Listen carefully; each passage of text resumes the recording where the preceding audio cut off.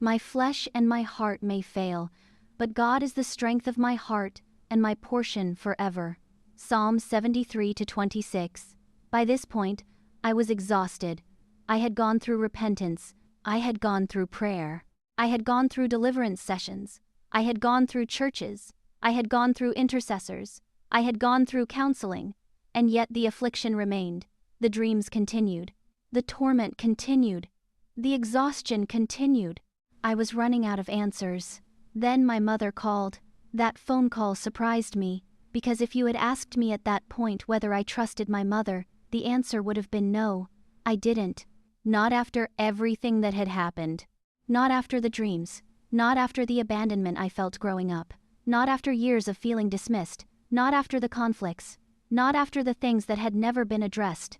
I simply didn't trust her. But she called. And she said she had been waiting for me. I remember sitting there trying to process what she was saying, because it didn't line up with what I believed about our relationship. Yet there was something different. Something had changed. I didn't understand it. But I was tired. I was very tired. The attacks were relentless.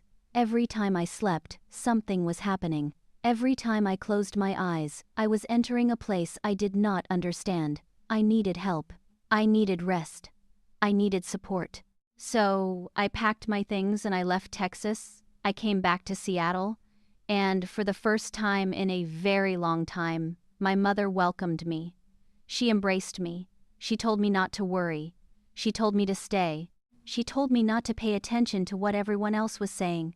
She reminded me that I was her daughter. At that moment, that mattered. Because by then, I felt like I had lost almost everything. My relationships had fallen apart. Friends had disappeared. People I thought cared about me were gone. People I had helped were nowhere to be found. I felt completely alone. So I stayed, and while I was there my brother recommended that I see a doctor. I made the appointment. That appointment changed everything. The doctor ran tests, lots of tests. Then he sat me down. He told me my thyroid was severely overactive. My body was in trouble, serious trouble. He looked at me and told me that if this had continued much longer, it could have killed me. Then he asked me a question. Have you ever been in the military? I said no, never. He looked at my brain scans. He explained that my brain activity looked like the brain activity of someone who had been through war. My fight or flight response was firing constantly. Parts of my brain were no longer communicating correctly. My body was living in survival mode.